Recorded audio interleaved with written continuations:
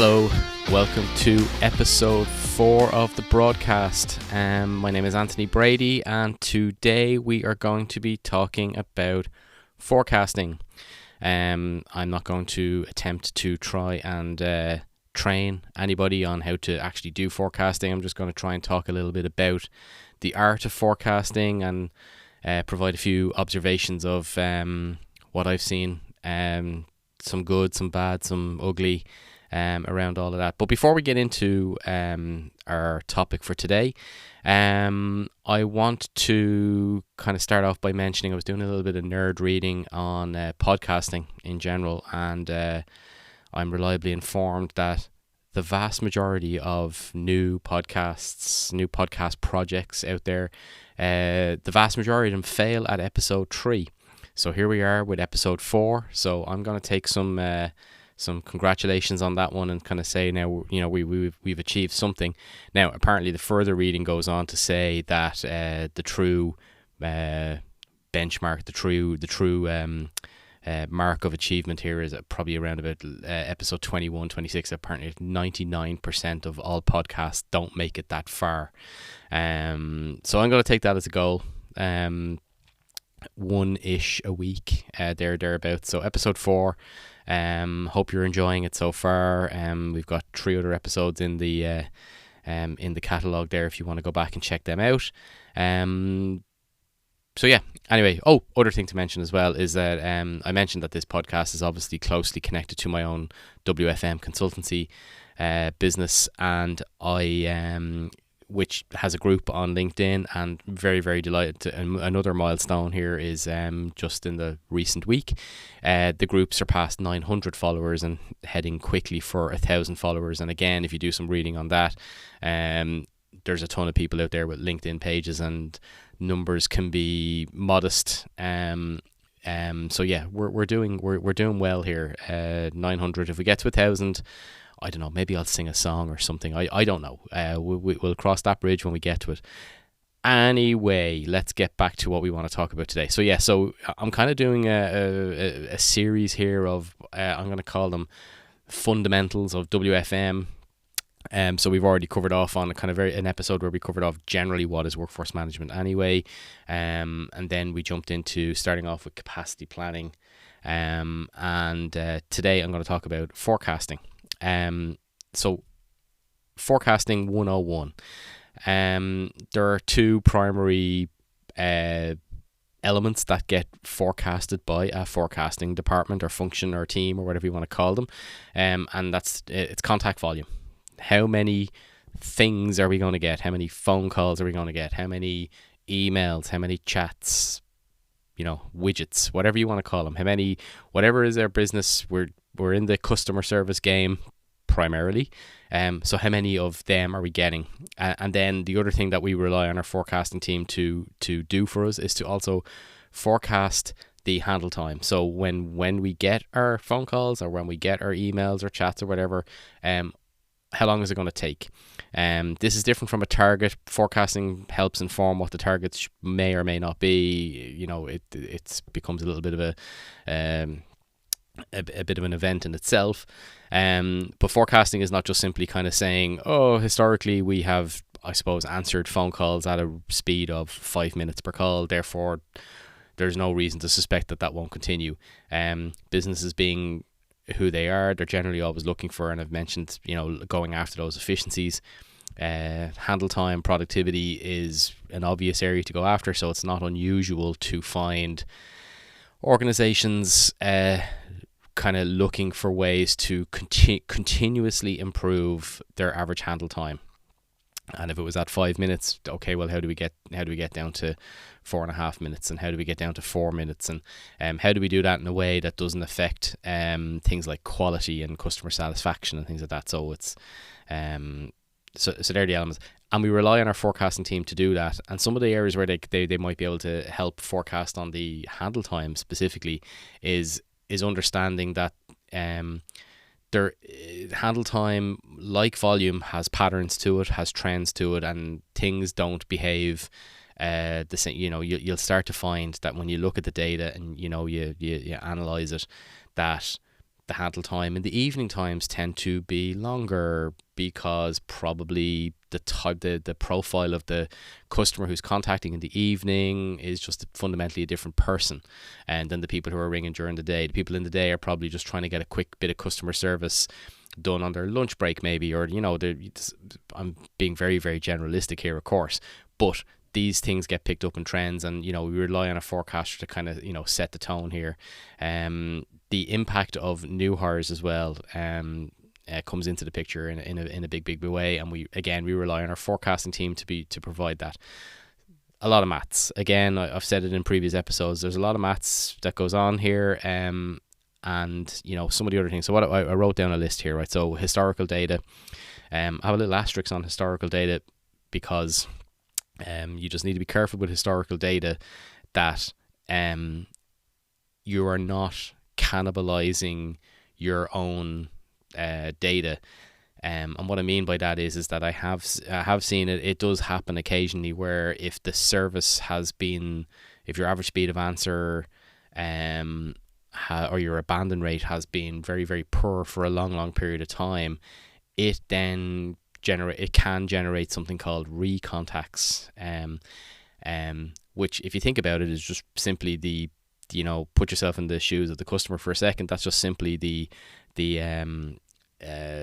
event of a customer trying to ring customer service, not getting through. They've waited for as much time as they can stomach. Maybe they've waited 1 minute, 2 minutes, 5 minutes, 10 minutes, and then eventually they go, screw this, I'll try later. If that's not being understood by your forecaster and not being picked up in your analysis, and that happens over a long period of time, it can start to present itself as normal, typical, and you kind of start to kind of feed your own bad outputs into itself. And anyway, historical data, it has an asterisk over it, just something to be careful about. Time series, so the most common method that people use for forecasting is time series analysis. I've got books here on my desk that go into it, serious maths equations, but at a high level, it's just basically it's the anything that can be repeatable over a long period of time. So and time series analysis, and it allows you to kind of see those patterns.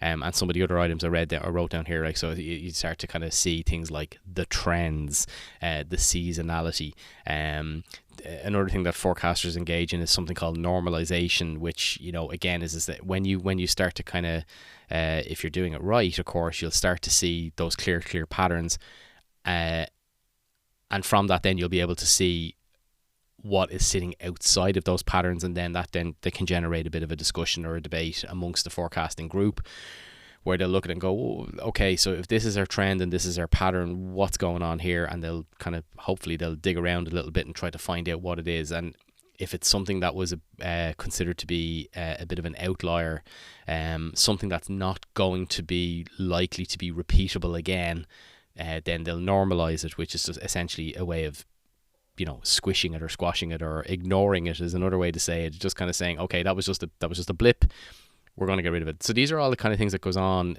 inside a forecasting group. Event adjustments, that's another one. Again, it falls into that category of like an event. Is it repeatable? If it's repeatable, it's useful, right? So some things are repeatable, like, so for example, trying to think of a good example, like, so take football, right? Football is like a great example of where it can really affect the behavior of how customers contact. So if there's a big game on in a country, like a national game or something like that, that could really cause people to not ring in at that time, and therefore, but then you got to ask yourself, okay, well, when are these games on? Can we logically factor them in? I don't know, in the United Kingdom there's games on, I don't know, every Saturday, so maybe every Saturday around 3:00, maybe that's, there's you could pick up an effect of the football game being on. Something huge like the World Cup, okay, that's only on once every 4 years, so it's only going to be useful once every 4 years, but it's good to capture it and kind of file it away for, like, okay, well, when we're getting ready for the next period of time that's going to overlap on the upcoming World Cup, we do have a record of how our customers behaved when there's a World Cup on, so that can then be, you know, brought back out of the drawer and kind of layered over, and we have some, you know, help with the forecasting. So these are all some of the different things that go on inside a forecasting group. Fun guys and girls. Now, I mentioned last week about capacity planning, and of course capacity planning are also doing a forecast. So what's the difference, right? So, you know, if you've got a fully involved workforce management group, and you've got a group over here called capacity planning, and they are producing a forecast, albeit long term, but they're putting numbers on the page and saying, yeah, next month, next year, we're going to get X amount of contacts, and therefore you could divide that up into the, you know, kind of, well, if they're saying this many contacts in a year, then that's X amount per month, X amount per week, per day, etc., etc. Why have we got a different group of people then who are outside of the capacity planning team, but they too are also making a forecast? Which one's right? Which one should we believe in? It's the answer is, you need to understand that in an ideal world, that these two things would be very, very, very closely connected to each other, because you might live in some sort of utopian universe where your business doesn't or is not subject to change and volatility over time. And these forecasts are for different reasons, right? So the capacity, so not to kind of regurgitate the capacity planning, please go back and listen to the wonderful episode I did on capacity planning, but not to regurgitate it, just to say briefly, capacity planning is primarily concerned with figuring out how many people we should be hiring, how many people we should be staffing, you know, having around to cope with stuff. That's the primary goal. The primary goal of the forecasting group making a forecast is to refine that and to essentially start bringing in the realities of what is really, really happening. Now, if nothing fundamentally has changed from the key assumptions of what the capacity planning group, sometimes they call it baking it in. If what the capacity group have baked in is pretty much, yeah, that's what's there's nothing different. You know, they captured their initiatives. The marketing group, like I spoke about last week, that the marketing group have said what they needed to say, and business initiatives and all the stuff that goes on. If that's what's actually really playing out, and then wonderful. Then the forecasting group should have a relatively easier life. But here's something to keep in mind, right? Is that and something I struggled with for a long, long time. And as much as I would want this to not be true, it is true, right? Here's what I'm going to say. Workforce management, or more specifically capacity planning, we do not run the business. We're not the decision makers. Again, even though as much as I really wish sometimes we were, we're not the decision makers. So therefore, you need to kind of think about this from the perspective of that just because conversations were had 6 months ago, 12 months ago, and a capacity plan was built, and in that plan it said, okay, so here's our contacts, here are our marketing initiatives, and there's one happening here and there's one happening there, and of course we know about that product that's going to be launching. Just because that's been quote unquote locked into the plan, that should not constrain the business to kind of say, as they're kind of traveling through time, they're kind of maybe seeing, oh, well, do you know what, those marketing initiatives aren't really doing what we wanted, or oh god, that product launch we launched is crap. Maybe we need to launch another crap. We need to launch another product. You can't have a situation where, you know, somebody would say, oh yeah, but we can't, good idea, that would be a good idea to do, except we can't though because of capacity plans, or if we go and do that, then we're going to be outside the boundaries of the capacity plan, and you know, that doesn't happen. You know, in reality, the business has to evolve, the business has to do what the business needs to do. The leaders of the organization need to be able to make the decisions that they need to make. Now, What I would say is that as much as that, okay, workforce management or capacity planning cannot be blockers to any of that sort of activity, it is my firmly held belief that they absolutely should be in the room, as part of the discussion, so that we can all be in there together and kind of talk it through and re-evaluate and adjust all of our plans together. What doesn't work for me, and if you're a workforce management professional and you're listening to me, you will absolutely relate to this, is what doesn't work for us, and is probably the workforce management number one hate, is when the business have just decided to do stuff and not inform workforce management, and then it's like, okay, well, we're right up on top of it. And what I mean by that is that we've all seen it.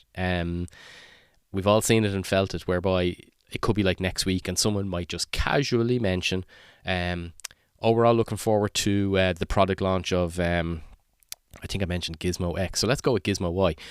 We're all looking forward to Gizmo Y launching next week. And they might just casually kind of look over the room, across the room to workforce management and go, and I assume you guys are all over this and on top of this, and you have everything adjusted, and then comes that sort of the blood draining from the face, where workforce management are looking back and going, what are you talking about?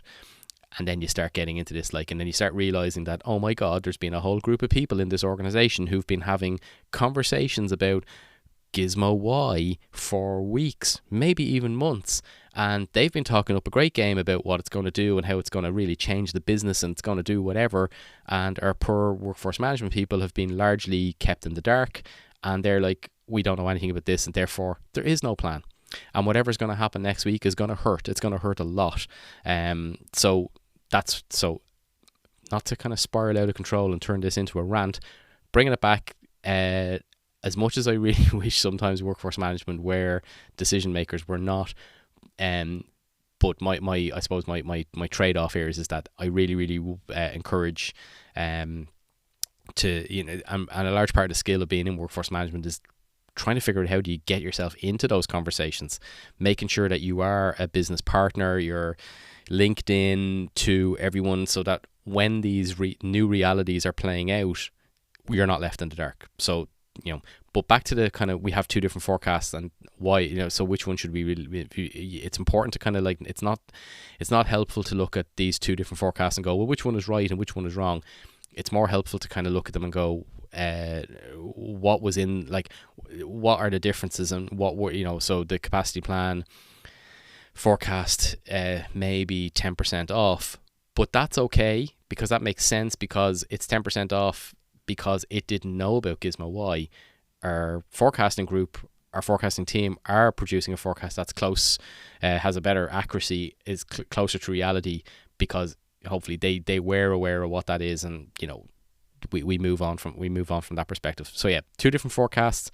If they were the same, it probably is a signal that there's not a lot of change and volatility in your business, which you may perceive to be a good thing.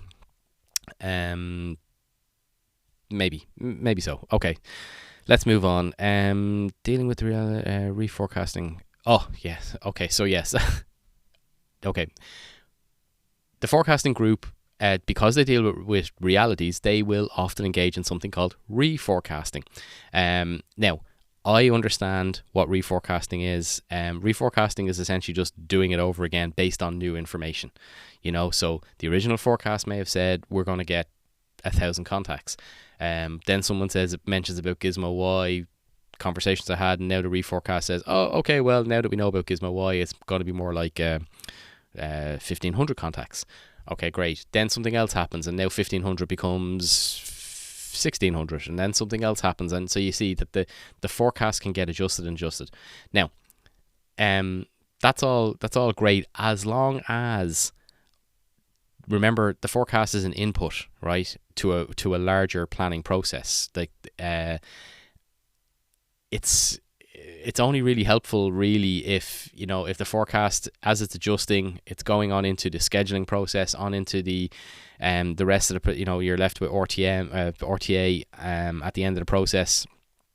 If all of these reforecasts are just fundamentally spelling out how unbelievably screwed we all are, because, okay, it connects all the way back to the start. The capacity plan said we should have 50 people in the building right now. We do have 50 people, but because as a result of this reforecasting activity that's going on, it would now be suggesting, well, actually what we need is 60 people. We should have really 60 people in the building, and we don't. We've only got the 50, and then you're into, okay, well, can we cover this with overtime? Can we do, is it like, how quickly can we hire? Is it, can we get an exemption to kind of hire above what the capacity plan said? So it can become a bit frantic. But anyway, what I wanted to say about reforecasting is, if you kind of think about it, I've always had this sort of analogy in my head about reforecasting, and it's I call it the horse racing analogy, right? Which is like, imagine at the start of a horse race, you ask somebody, out of these, I don't know, 20 horses, which one is going to win this race? And the forecaster says, horse number 10. Horse number 10 is going to win this race. Okay, great. So the race starts. Very, very quickly, we get to the first fence, and horse number 10's already fallen out of the race. So now the forecaster's saying, okay, I don't think horse number 10's going to win anymore. Now I'm thinking more like horse number 9. Oh, okay, right, so we're thinking horse number 9, a couple of more fences now. Horse number 9 has now hit the fence. Okay, so now I'm thinking horse number 1 might win this race, and so on until we're practically in the, what do they call it, the final furlong, and there are only 2 horses remaining in the race. It's horse number 5 and horse number 6, and now the forecaster exclaims very confidently, yeah, okay, so I think horse number 5 is going to win this one. Lo and behold, they're right. Here's the thing. Forecasters are always right at the end, right? They're always right at the end. And I don't want to make this sound like, I have a gripe with forecasters. I don't. I do have a gripe with the way, the language of how forecasters talk about what they do, though. That's one of the things that kind of has irritated me, is it wouldn't be unusual for forecasters to basically, when they're part of the business root cause analysis, or they're part of the business review, and everyone's looking backwards a little bit and kind of going, how did we get on? And if we didn't hit our results, hit our KPIs, then why? You can almost bet your bottom dollar that the forecaster in the room is going to find the version of the story that makes them look amazing. I very rarely ever find a forecaster who confidently stands up and says, yeah, I'll tell you what went wrong here is that we very confidently backed horse number 10 at the start. Now, we were really wrong on that one. In fact, the horse number 10 fell at the first fence. They won't mention that. They'll spin the story where it's like, well, as forecasting predicted, horse 5 won the race, and that's what we, and I'm hopefully you're picking up the huge amount of cynicism and sarcasm that's going on here. So forecasting, forecasters are a very, very special breed of people who specialize in, because they specialize in a lot of advanced mathematics and time series analysis and stuff like that. I have found that you can almost guarantee that the more technical your forecaster starts speaking, the more they're trying to basically obfuscate and kind of bury a little bit some of the, they're basically engaging in an exercise of like where they realize that probably 90% of the audience they're speaking to doesn't really understand the nuts and bolts of the mechanics and the mathematics that's going on. So therefore, if they get asked to explain, can you explain to me why our forecast is actually 10% off? 10 minutes later, the forecaster's engaged in kind of, well, yeah, if you really look at it, and if you look at the mean average and the interpolation of the mean averages, which, and looking at the 6-week trend, blah, blah, blah, blah, blah, blah, blah, blah. And they'll keep going until eventually the person who asked the question hopefully will just go, oh, okay, great, moving on, and we'll move on to some other part of the thing. That's been my thing about forecasting, and it's probably why I haven't spent huge amounts of time in forecasting, because as I've mentioned, I'm inherently wired for transparency and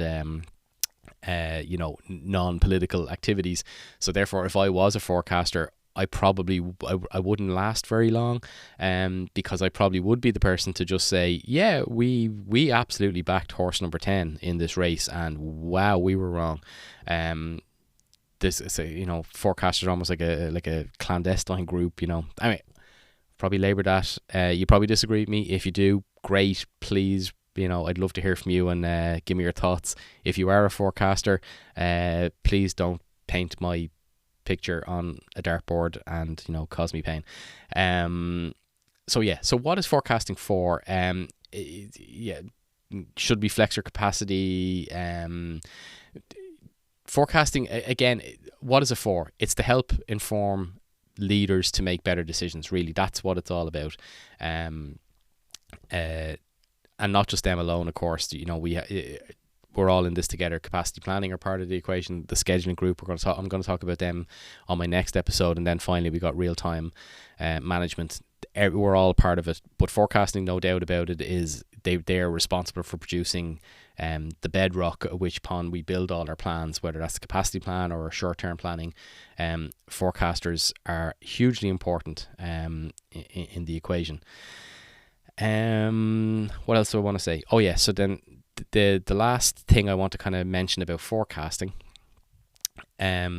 is this idea of mature organizations and immature organizations. So it kind of touches on what I was saying a moment ago about the difference between your capacity plan forecast and your short-term forecast. Things are changing, the business is moving, etc., etc., etc. Now, when changes happen, like I mentioned earlier, like kind of what I mentioned earlier about like, oh, we said we were going to have 50, but now because we've reforecast, we're supposed to have 60. It's not about pointing out like, oh, how screwed we are. It's about kind of saying, if we reforecast, what are going to be our trade-offs? What is it we're going to do? Now that, it's kind of like trying to bring it back to the original decision that brought us here, right? Which is like, okay, when we made our capacity plan, Gizmo Y was never part of the conversation. But Gizmo Y is now part of the conversation, and that's great. No one's disputing that. But because you have introduced, or because you as a collective, you as a group of leaders and business leaders who've decided that Gizmo Y is the thing we need to do, it's going to create a consequence. What are we willing to trade off on? Are we willing to trade off on a slightly lower service? Are we willing to trade off on quality? Are we willing to trade off on anything? And it's about kind of like trying to put those sort of things. Now, the mature organization will understand that. The mature leaders will, and they will say, yes, we understand that we've introduced this change into our organization, therefore we are willing to accept on a short-term basis, we're going to accept whatever it might be, a drop in quality, a drop in service, a drop in something, right? And workforce management can go, okay, well, we'll go, and with that we'll adjust with those new variables, adjust it downwards, and we'll come back and make it all work as best we can. Great. The immature one, though, is the one where they say, well, we've introduced Gizmo Y, and we're not going to hire any more people, and we still expect all our KPIs to be met, and we still expect our productivity to probably actually improve, if nothing else. We still, and this is like, okay, this is the I want my cake and eat it too scenario, which again, I'm sure workforce management people on here have all, ran into it, which is like, inner monologues going, which is like, are these guys crazy? Like, and it can lead to it leads to frustration and stuff like that. But bringing it back to forecasting, I believe that the aside from trying to predict volume and trying to predict average handle time, and hopefully trying to speak about the performance of the accuracy of the forecast without engaging in the horse racing analogy, without doing that, it's also about their strategic partnership place at the table, where they can say, okay, well, as a result of us adjusting our forecast, what are we willing to trade off on? I think that's a huge part of what our forecasters should be doing. So yeah, I see I'm coming up on 30 minutes. I made a kind of a mental note to try and keep us. I think I ran up to 40 something minutes last week, and that's probably too long. 30 minutes is just about right. So, hopefully that helped. To give you a bit of an overview on forecasting and what I think of it. Always happy to come back and revisit some of these ideas in a future episode if you want, or if there's something I missed, if there's something I can't believe you didn't mention X, Y, and Z. Just let me know. Starting to get a good bit of engagement, comments and things like that, and that's brilliant. That's exactly what I'm here for. Let me know. I'll be happy to record an episode to address any of the questions that you want. I think that probably wraps it up for today. Next week, as I said, I plan to kind of keep this process rolling with, okay, now that's forecasting talked about, I plan next week now to roll into scheduling. Don't worry, I've no hidden snarky comments about scheduling. I love scheduling and scheduling teams. And there's a lot of great stuff, a lot of cool stuff to talk about in scheduling. That's coming up next week. I'm already preparing my notes for that one. So with that, I'm recording this on a Sunday as well, by the way. So if you're listening to me today, enjoy the rest of your Sunday. If not, hopefully maybe you're picking it up on your commute to work next week. Happy commuting, and I will talk to you again next week on the Brád-Cast. See you next week.